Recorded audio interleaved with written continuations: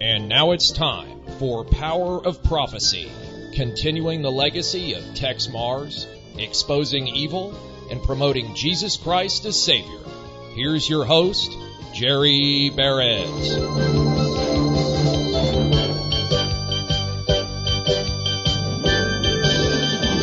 Hello, friends, and welcome to another edition of Power of Prophecy. I'm your host, Jerry Barrett. Honored to have you join me again this week.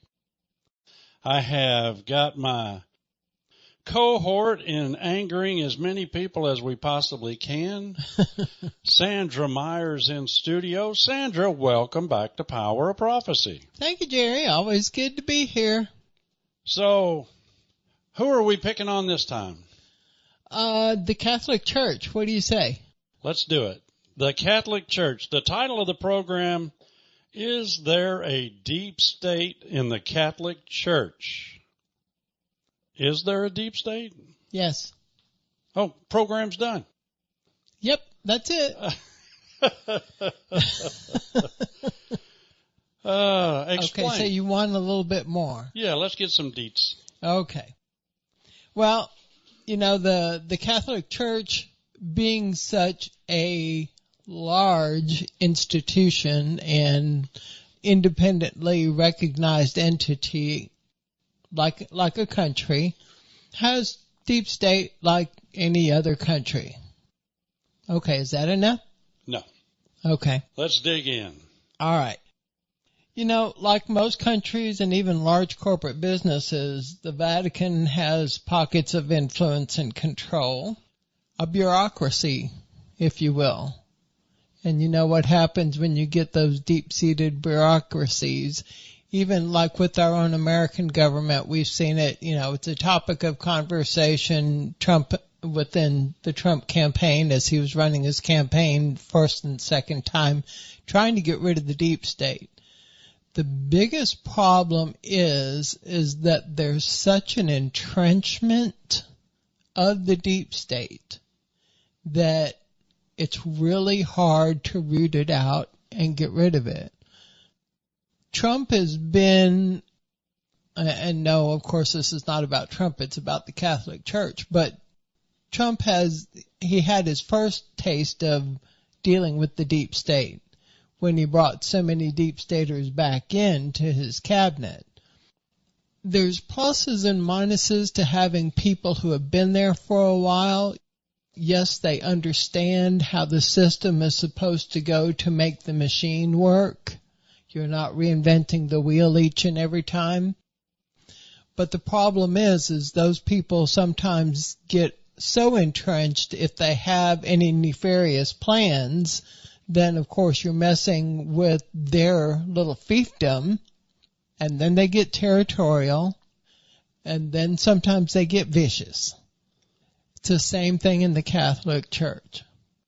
Now, some of you I've talked to on the phone, you know that I was raised, I call it quasi-Catholic because my parents were not real devout. All of my cousins and aunts and uncles were, and grandparents. So a lot of time, that was probably where more of my Catholic background came from. I have a respect for the Catholic Church as far as their defense of life, but there's a lot of issues going on within the Catholic Church that, well, I guess we can just kind of dig right in. Within the Catholic Church, one of the people that has in more recent history spoken out about the deep state in the Catholic Church is Archbishop Carlo Maria Viganà.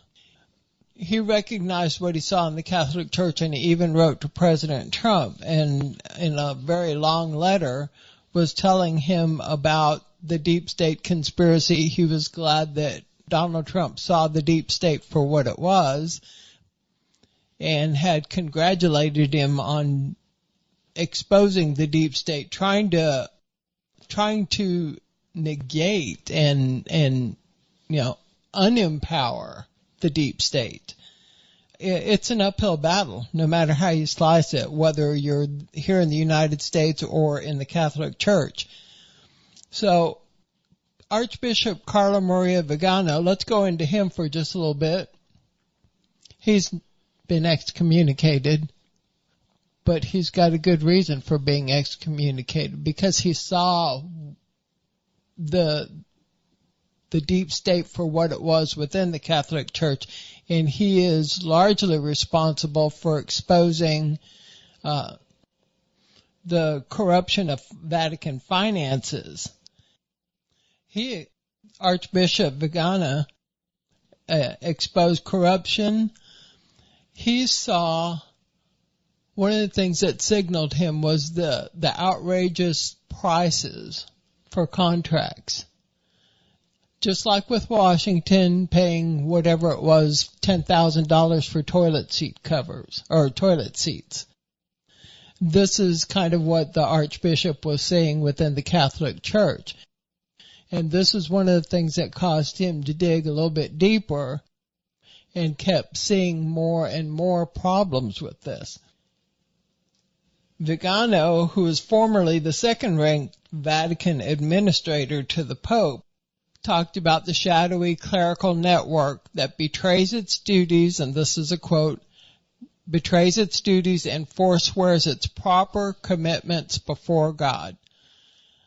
The Archbishop went on to say that it's a battle between the children of light and the children of darkness. In that setting, he said, we were talking about people that have been in the Catholic Church for a while and how it's good to have the understanding of the machinery and everything. But unfortunately, within the Catholic Church, as the Archbishop recognized, these people had their deep-seated programs that they wanted to get through, and so were very defensive when the Archbishop brought all this up and brought it all out.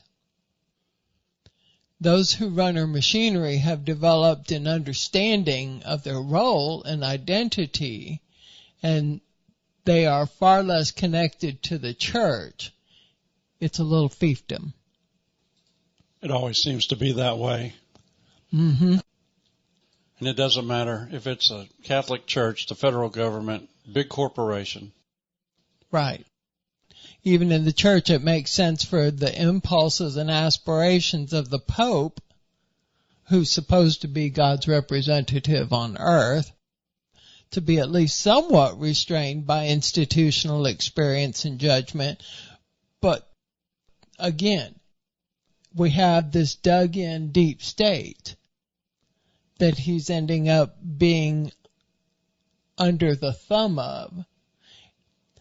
On a program a while back, I was talking about how when you study the FBI, the CIA, and all these different organizations within the U.S. government, they all only tell the president what they want the president to know in order to make certain things happen.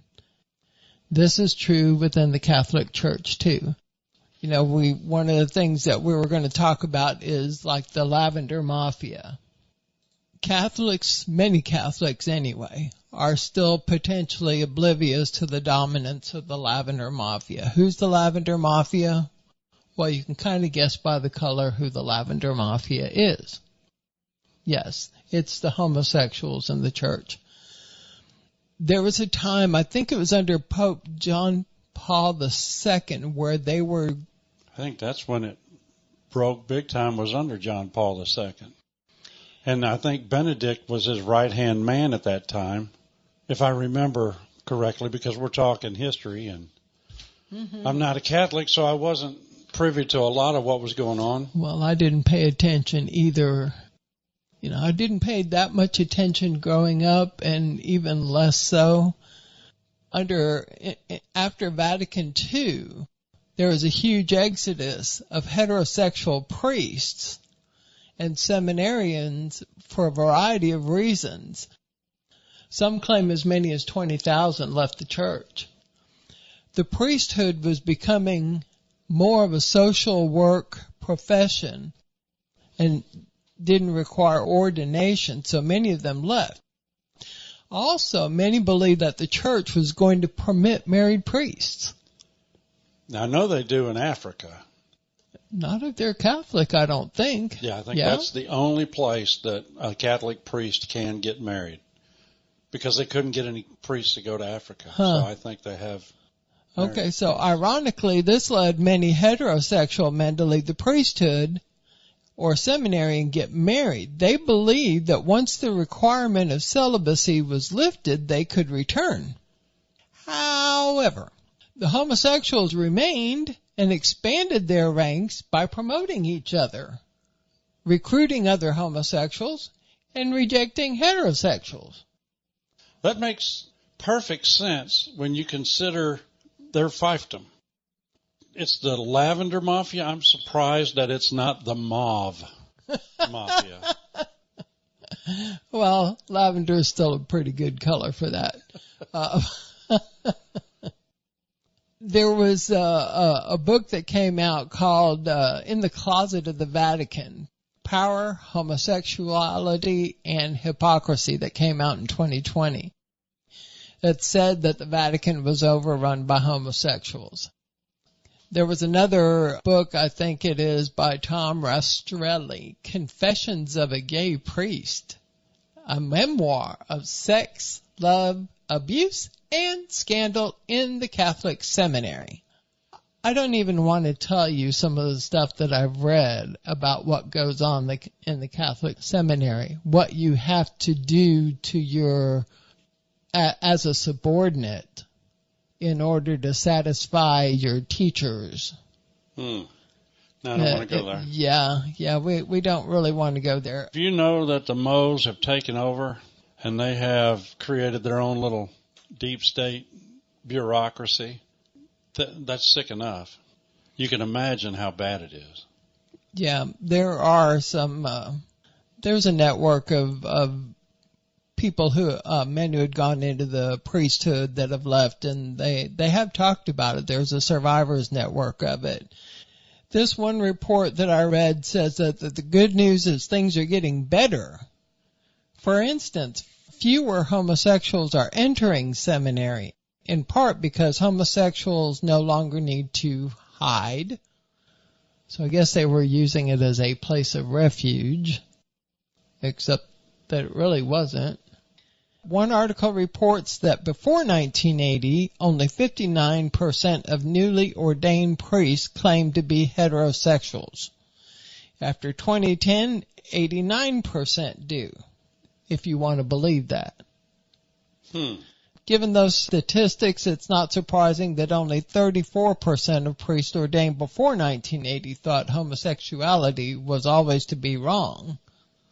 After 2010, 80% do. Those stats seems kind of off. They're twisted to me. I was going to say, they sure sound backwards.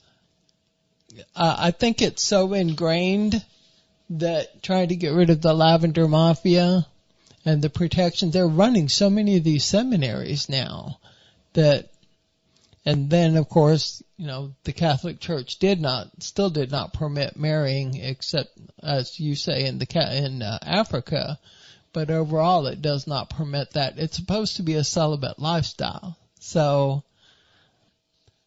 Pope Francis, while he was Cardinal Jorge Bergoglio, it seemed that he was talking about the peripheries, and he was talking about a need of bureaucracy and major reforms.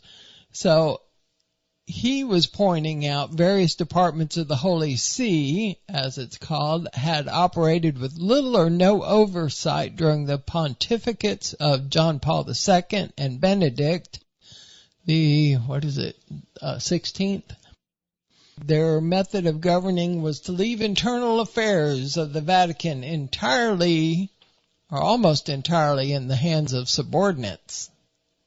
Never ends well. No, it never ends well. It's kind of like having the crazies in charge of the lunatic asylum. I'm not saying that there aren't dedicated people there that keep their heads down, but, I'm sorry that when you get that kind of power, Often it just flat out corrupts. Well, they say power corrupts. Absolute power corrupts. Absolutely. So when Pope Francis took office in 2013, he was immediately confronted with a new scandal in the Institute of Religious Works, popularly known as the Vatican Bank, where there had already been scandals enough to delight filmmakers and novelists for years. He acted right away, or he attempted to. We're going on money, but trust me, the sex thing comes back into it here pretty quick. So he appointed I don't know if she was U.S. ambassador to the Holy See at that particular point, but Marianne Glendon, who at one point was U.S. ambassador to the Holy See, Pope Francis appointed her to investigate the Vatican Bank. And although they had full power, or she had full power and her staff to examine all the records and question anyone, this is her quote, "We were stonewalled at every turn by bank officials. To get a sense of what was going on, I and another commissioner interviewed nearly every one of the bank's 115 employees, but we found out that assurances of confidentiality from the Pope himself could not overcome their terror of speaking frankly." That's her quote. She goes on to say, some months later, when Pope Francis brought in Cardinal George Pell to reform the entire financial system, the Australian prelate was shocked to learn there was no centralized oversight of Vatican finances. So you have all these kids in the toy box doing what they will with the money, so to speak. So one of his first steps, Cardinal Pell's first steps, was to hire a respected external auditor. But Pell had not reckoned with the power of the Curia. As soon as the auditor began to look at the finances, he was fired by Cardinal Giovanni Becciu. Sorry if I don't pronounce that right.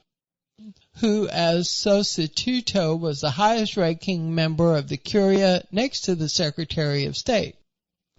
Pell, and this is where we go back to the sex thing, was obliged to return to Australia to defend himself against charges of abuse to a minor.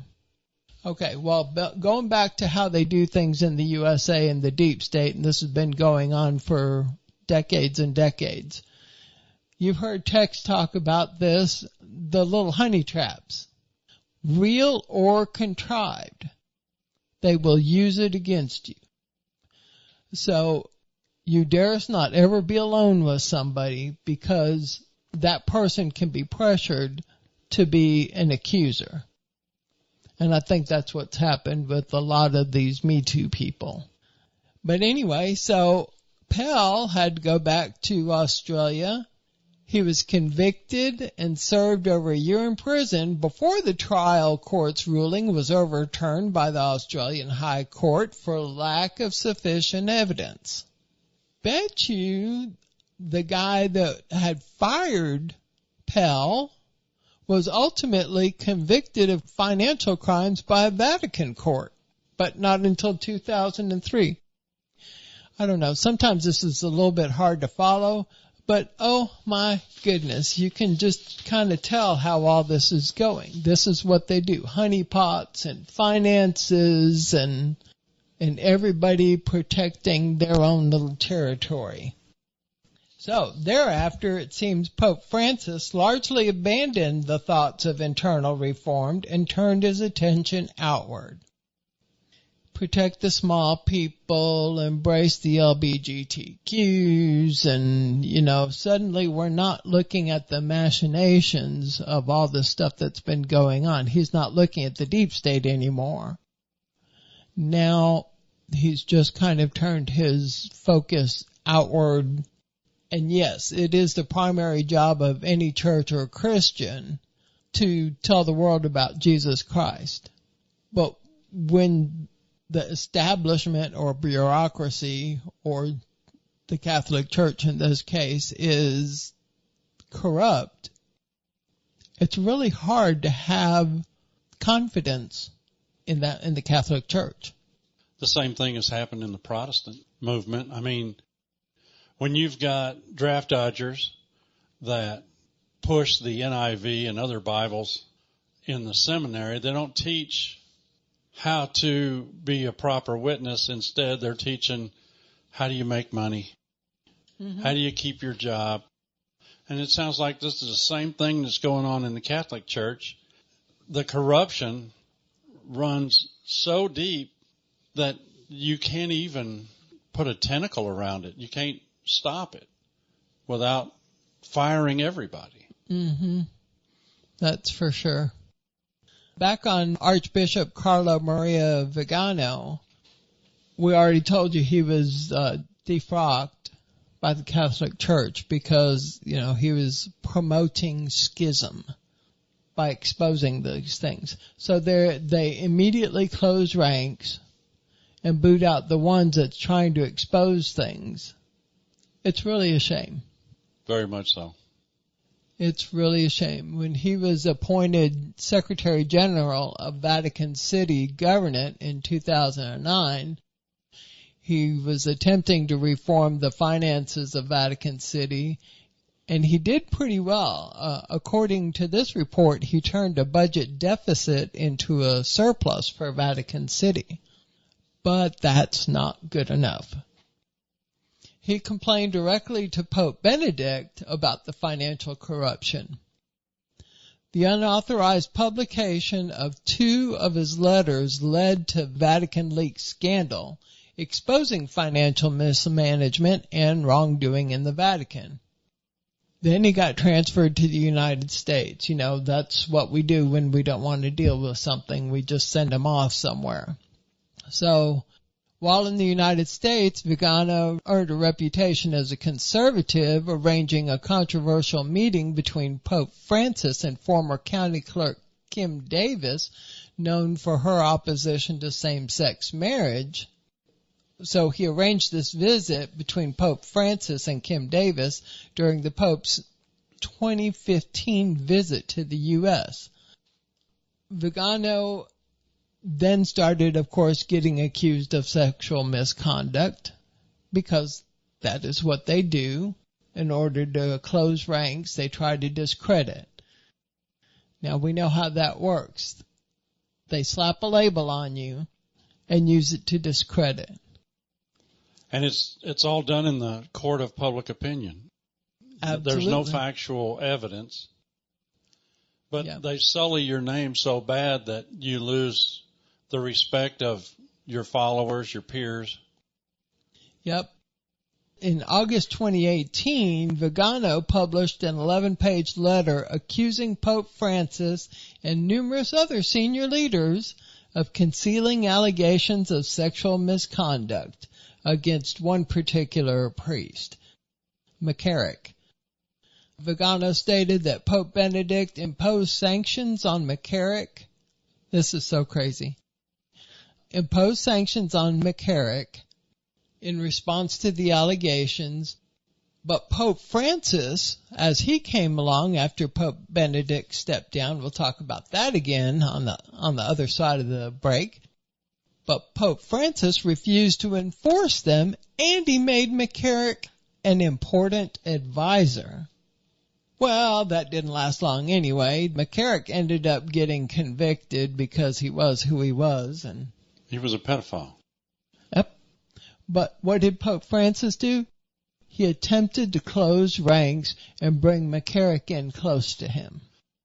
Well, and protect him. That's the MO of the Catholic Church. When a priest was going to be indicted for molestation, and I know this was big on under Pope John Paul II. I think Benedict had a hand in some of that, where they would get a complaint, they would be notified that this priest was about to be indicted for molestation, and they would recall them to the Vatican, where there's no extradition. Mm-hmm. They would stick them in some building and hide them, and then you wouldn't hear from them again. But they do that with priests. I was going to say, they all the even time. do that around the United States and around the world. They just move them around to a different church. Send them to another parish so he can start all over and kind of bury it under the rug. It's just, it's disgusting. It is. I don't know how you're able to spread the gospel if you are just shuffling pedophiles from one parish to another. How does that instill confidence and faith? I mean, these are supposed to be your spiritual leaders. Is it any wonder so many people have fallen away from the Catholic Church? And from a lot of churches anyway, because there's this kind of events happening in a lot of different churches. The Mormon Church, the Methodist Church, the Lutheran Church, all of them. Several pastors in recent years have stepped down. In a couple of pastors in Dallas, I think it is, just stepped down recently from a big mega church up there. T.D. Jakes was one. Yeah, this is the different church. There's several in the hierarchy have had to step down. Well, there was an expose a year or two ago about pastors in the Southern Baptist Convention being rotated from one to another. They weren't molesting little boys. They were going after the girls. Come see, come saw. It's one or the other. And it's still, it's a sin. It is an abomination. It is an affront to what you were supposed to be doing, which is... And you have more accountability because these people are under your spiritual care. Yeah. I really believe there's going to be a lower place in hell for them. There is. I can't see any other way. But, you know, the Catholic Church has done it. The Baptists have done it. Now the Methodists have opened the doors. They've got transgender people they're allowing to preach. They're allowing homosexual membership into the church. And it divided the hardcore Methodists from the progressives. Mm-hmm. It caused a flat-out schism in the Methodist Church. You had a big dividing here just within the last year or two. Yeah. Within the Methodist Church. One that's in our neighborhood has a new pastor and all that stuff because of the break with the church, because of that schism. Liberalism has been infiltrating. I mean, I've mentioned it earlier in the seminaries. Mm-hmm. They're teaching progressive, liberal doctrine, and it's okay to allow homosexuals in your church. It's okay to perform a gay wedding in your church. No. No, it's not. But that's the progressive liberal mindset. And when Scofield's Bible was brought in, all of that started the downhill slide. I think that's why so many people have left the church. They may be Christian. They may be doing home services and studying their Bible by themselves. I pray that they are. So do I. I pray that it hasn't put such a bad taste in their mouth, so ruined their confidence in what should have been spiritual leadership, that they have just walked away from Jesus. Yeah.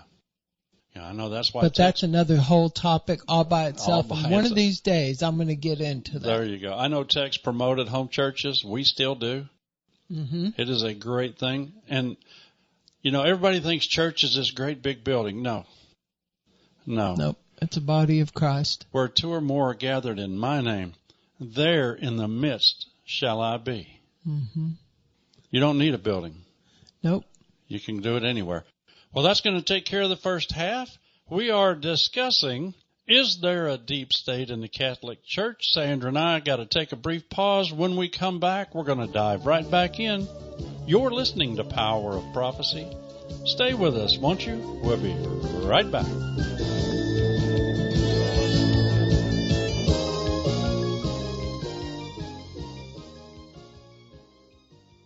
Hello, friends. Jerry Barrett back with you again. I want to tell you about one of the greatest exposés of all time. It's Solving the Mystery of Babylon the Great. Never before have the crypto-Jews who seized the reins of power in Rome been put under such intense scrutiny. Discover how the Rothschilds became the bankers for the Vatican, how murderous, secretive Jews founded the conspiratorial Jesuit order and today direct its global activities. Read how the practices and dogma of ancient Babylon and the Masonic Lodge were integrated into the Catholic Catechism, and how sinister popes have made today's 1 billion strong Catholic Church a bastion of Judaic treachery and Babylonian magic. See also how communism sprang up from the psychopathic minds of Jews like Marx, Lenin, and Trotsky, but was disseminated around the world by Jesuit priests. Find out how the teachings of Jesus and the apostles have been removed from Catholic teachings, while the demonic rituals and dogma of the Jewish Kabbalah and Talmud have been elevated and promoted, even as the loyal Catholic faithful have been deceived and led into satanic worship and Kabbalistic sorcery. Discover how crypto-Jews have infiltrated the Vatican and are now teaching the cardinals and bishops to applaud Judaism, and how both religious systems are big on black magic, talismans, charms, and idols. Read about the pedophilia of the sexually perverted priests and rabbis and the secret doctrine of Lucifer adopted by the Jews and embraced by the Pope.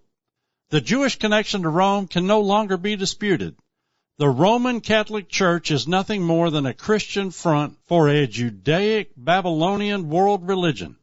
The monstrous tentacles of this global beast now grip the White House and the capitals of Europe.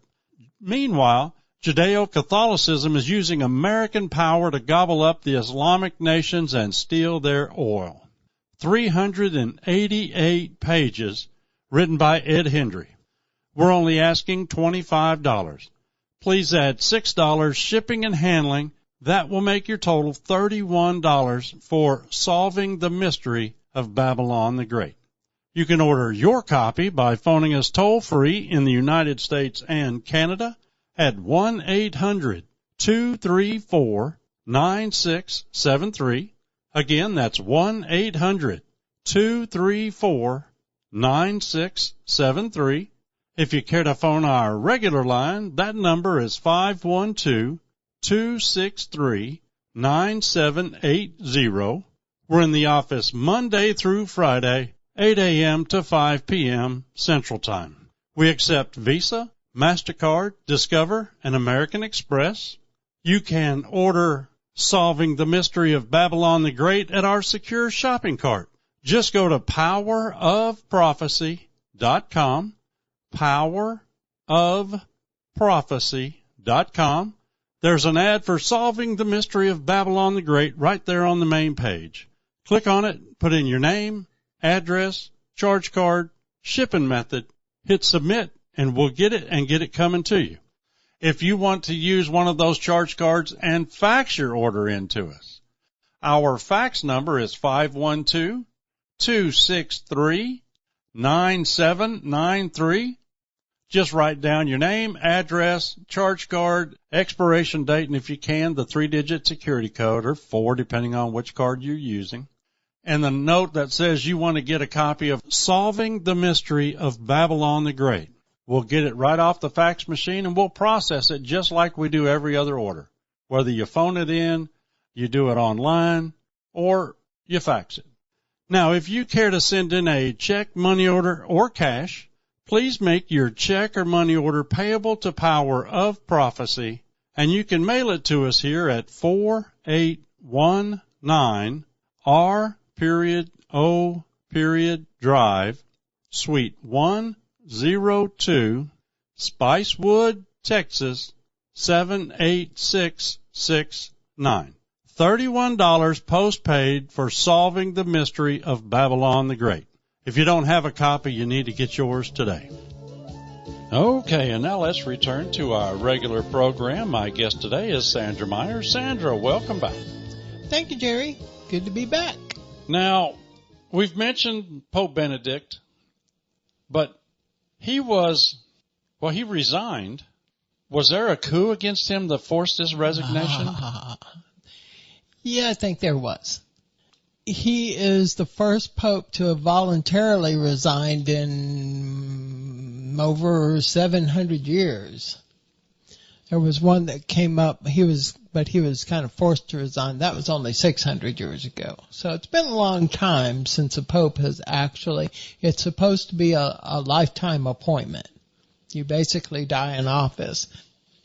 But this was we talked some about what happened. Some of it was finance.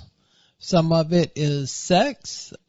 In one report I read, it linked the resignation of Pope Benedict to the discovery of the network of gay prelates.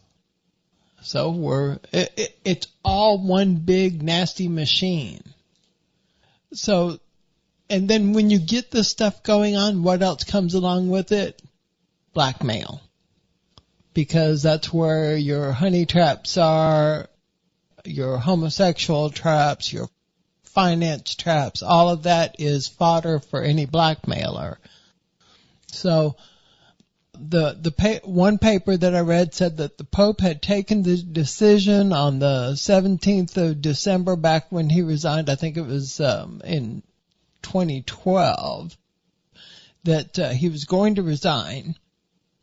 He received a dossier compiled by 3 cardinals delegated to look into what was called the Vati Leaks, in other words, Vatican Leaks affair.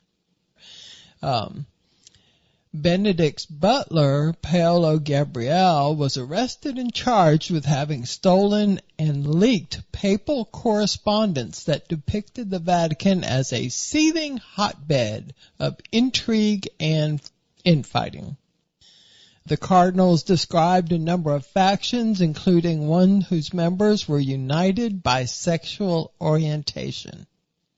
I always had the impression, when I was going to the Catholic Church as a kid, that they were supposed to just be celibate and, sex was off the table. You were basically, I always heard that the angels had no sex, that you were supposed to be kind of like that. Sex was just a non-issue. Anyway, so in an apparent quotation from the report, it said some Vatican officials had been subject to external influence, this is called blackmail, from lay people who they had links of a worldly nature. So, that plus the finances that had gotten exposed, they did the honey trap thing. They had this priest out there, out in the baths and stuff like that. There were male prostitutes. In 2010, chorister was dismissed for allegedly procuring male prostitutes for papal gentlemen in waiting. A few months later, a weekly news magazine used hidden cameras to record priests visiting gay clubs and bars and having sex. Pope Benedict had actually barred sexually active gay men from studying for the priesthood. But all this other stuff was going on under his watch and care. So he decided to step down. Since announcing his departure, he had said more than once that he referred to the machinations, the machine inside the Vatican, saying that divisions mar the face of the church, and has warned against the temptations of power. Yep. So, we had talked about some of the finances that started being looked at under Benedict and then under Francis. But this was also what was going on under Benedict too, that then came the pressure. They forced him to resign by way of blackmail. Well, they can do it at Epstein Island. They can do it at the Vatican. And he lived another almost 10 years past that, so it was really not only feeling poorly. And I don't doubt, I think he had some health issues. But again, it's supposed to be an appointment for the rest of your life. I'm hoping his health issues were brought on by guilt, by association. They could very well have been. They could very well have been. So, Benedict, I had read a lot of things about Benedict, how he was one of the movers and shakers of relocating pedophile priests and homosexual priests. Maybe that was kind of leaked to sully his reputation more than as a factual event, but guilt by association is prevalent in that environment. And I've read a lot of things about the church, the Catholic Church, and things going on. One of the things I read was the Rothschilds took over control of the finances of the Catholic Church. So there is a connection between Jews and Catholics, isn't there? Oh, yeah, there sure is. The Rothschilds had taken over the finances of the Catholic Church back in the early-ish 1800s.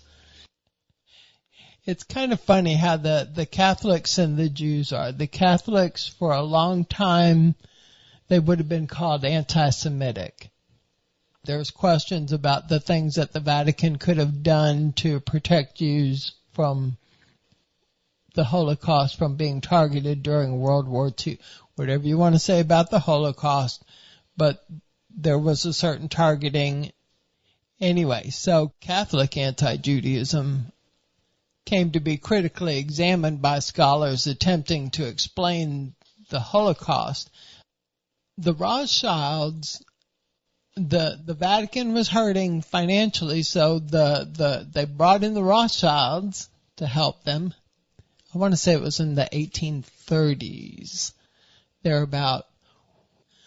The Rothschilds had loaned money to the Vatican. This was a huge thing. The two brothers Rothschild at that point, James Meyer and Karl Meyer von Rothschild, loaned probably, it was about $500,000 at the time of the 1830s. They loaned this money to the Vatican. It's kind of funny how the Vatican, after years of using their money, decided, maybe we don't want to borrow money from the Jews after all. I wonder why that was. I wonder. Usury. So the Vatican actually tried to find other financiers in order to buy out the Rothschilds' notes. But then came a battle between the financiers and the agreement, or actually between the Vatican and the agreement with the Rothschilds. The Rothschilds had to have first dibs on refinancing the note. So it kind of got twisted around some, and it was hard to get let loose of, if that makes sense. The Vatican, it was very difficult for the Vatican to ever extricate themselves, and I'm not sure they really have anyway, because there's too much control by Rothschild and other Jews in the banking systems. I don't think so. I found a quote, and this is while you were talking. Meyer, Amschel, Rothschild had a quote, "Give me control over a nation's currency, and I care not who makes its laws." Absolutely. And I'm sure that's true for the Vatican too. But once they got their paws on the finances of the Vatican, they got their tentacles in there. I don't think they've ever let go. I think they still have a financial say in the Vatican. Yep. Yeah, I believe so too, especially because now the Vatican Bank has pulled money in. This is another financial scandal that they had. There were all these banks set up, like over in, You know how people launder money in various banks around the world because those banks are supposedly, financial trust where nobody can see that financial information. There were a lot of accounts set up like that also. And back around the early 2000s, the Vatican started pulling all this money back in, and it's supposed to all be under the Vatican Bank now. But you can imagine what happened with those little fiefdoms that had all these hidden accounts and overseas accounts, as we might know them. So what the Vatican has done is they have joined in a world system now of international banking where they're more transparent. They're considered on the level of all these other international banks. So now they're playing into, this is what has happened, is now they're playing into all the people in Davos that go to the World Economic Forum. They're playing right into the progressive hands of all of these people now. So what happens when you do that? Then you get these people telling you what you need to do. Such as the progressive LGBTQ movement, which Pope Francis had come to embrace. All the immigration stuff that Pope Francis has come to embrace. So many things that now have compromised the Vatican in favor of the world and all of that. The Banco Ambrosiano was a Vatican-based institute for the works of religion. In other words, it's a Vatican bank. That one, that's another interesting story. That one was actually partly controlled by a Freemason. Yeah, the P2 Lodge, as a matter of fact. Roberto Calvi. And he was working his little... Honestly, it's just a big, giant web. Yes, you've got the Freemasonry and Catholicism, even though up until fairly recently, I think it was the 80s, it was always absolute. You could not belong to Freemasonry. And then they started relenting. And if it sounds like I'm subject skipping from one to another, it's really easy to do because they're all interconnected. So back in the day when Roberto Calvi was part of that bank, he was the general manager. He also kind of helped with the offshore companies in the Bahamas and South America, the banking around the world. Again, like I said, he was part of the P2 Lodge. You can just kind of take it from there. You understand how all of that goes and who's controlling the money and why the money is disappearing like it has. Plus, of course, the sexual scandal payouts and things like that when those do actually happen. Can you tell I'm kind of overwhelmed by this, Jerry? I mean, I feel like I'm hopping from topic to topic to topic, but it's all so interconnected that I have to take a breath and think my thought first, because it just seems, I feel like I've kind of jumbled the program up. Well, they call it the deep state because it's not shallow. That is the truth. It is intertwined. You were talking about Davos and the World Economic Forum and world government. One of the things that Francis was very vocal about was climate change. Yep. That was one of his pet projects, beyond saying that homosexuals they will go to heaven and they'll meet God and they're okay and blah, blah, blah. That's when the Catholic Church quit being about God and started being about the world. That is the big problem. Yep, that's for sure. And it's kind of like selling your soul to the devil, if you will. With Freemasonry as part of it, and Roberto Calvi, like I said, the church just flat out banned Freemasonry for a long time, and then it allowed it in.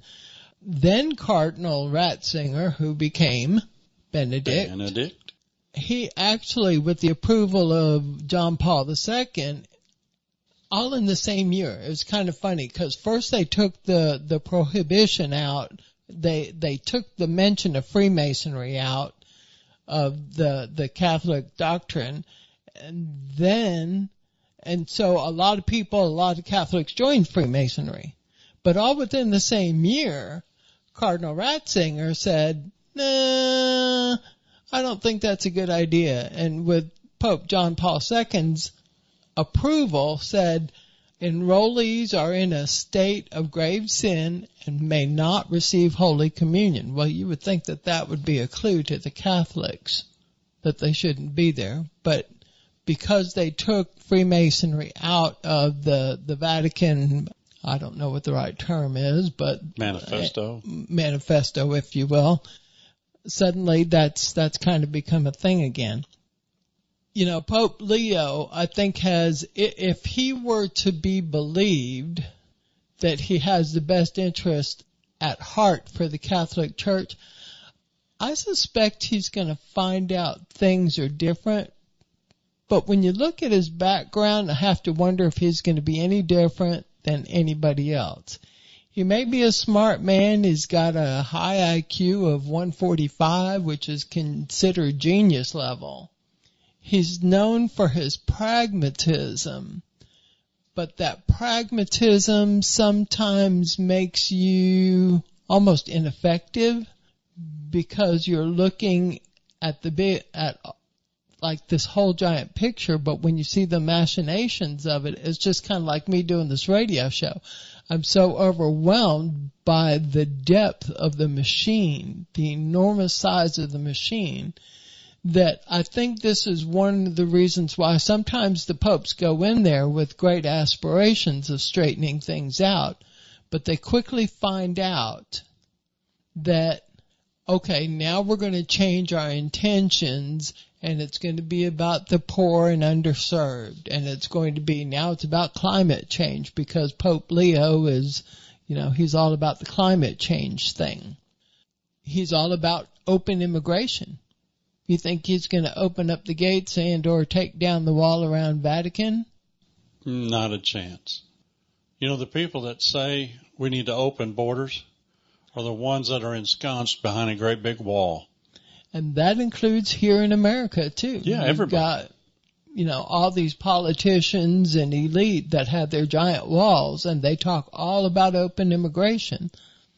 But not one of them want any homeless person camped outside their walls, even not inside the walls. They don't want them outside the walls.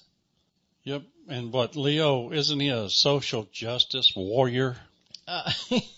He's in defense of human dignity, justice, and labor. And on the surface, that sounds great, sort of. I'm all for being fair to people who are underserved and perhaps even undervalued, to allow them to give them opportunities and stuff. But usually when people are this much of a justice warrior, it's about giving away somebody else's money to them by hook or by crook or by gunpoint. I read this thing just the other day, talked about how the Hollywood elite are so justice warrior type. Why don't they help out the poor starving artists? The poor up and coming actors and actresses. Why don't they help those people out even within their own Hollywood kind of community? Why aren't they, doling out their money? I can give you a little story that was given to me years ago. Go ahead. There was a man, his daughter was a college student. She was espousing the progressive doctrine, and we need to tax the rich, give it to the poor. I like this story. And he said, well, what is your grade point average? And she said, well, it's 4.0 because I'm always studying. I'm working, trying to become valedictorian of my graduating class. And those are my goals. I am constantly in the library studying. Well, what about your best friend, Becky? Well, Becky wants to party all the time. Her GPA is 2.7. And he says, well, why don't you give her 7/10 of your GPA to get her on the honor roll? She says, no, I worked hard for that. Why would I give that to Becky? And he said, now you're becoming a conservative. That story resonates with me because that seems what Leo wants to do. He wants to level everybody out, but without making them work for it. That never works. Don't feed the bear. No. Because the bear will never hunt like it's supposed to. It will go into trash cans. It will look for free food. It'll break into houses. Same thing with free college. It's not worth anything if you don't have to actually work for it. Exactly. Leveling people to the same level, I think Soviet Russia tried that. And China? They controlled all industry. There was no entrepreneurship. There was no desire to be better. You look at socialized medicine. Those doctors, they want to help their patients, but not at the expense of having to work 60, 70 hours a week. And you cannot get the medical care that you need. You end up waiting, 6 months for an MRI or something like that. There is a woman who has a tumor, and she's got massive headaches in England. I read this article. It took her 6 months to get an MRI because she has already had other forms of cancer. They said, this is probably cancer, but you have to wait for an MRI, and that's 6 months out. Well, okay, if she's still alive, maybe she'll get the MRI.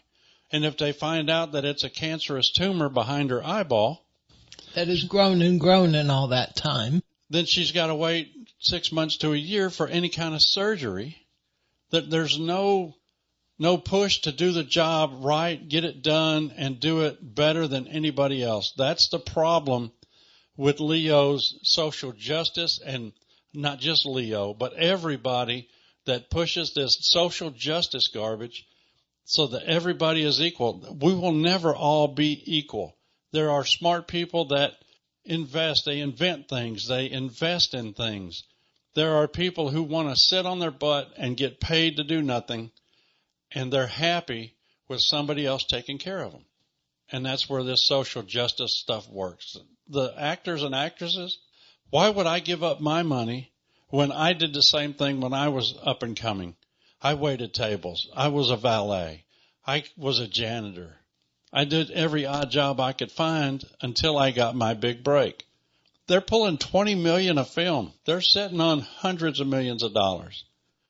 Why can't they fix it? Same thing with the Catholic Church. Use your money that you take in the collections and use that if you want to help the people. But it's not going to happen that way. Goodness gracious. Well, Sandra, we have flown through an hour. Already? Yes, ma'am. It is a wrap, as they say in Hollywood. We might as well just use that term. It's a wrap. It's a wrap.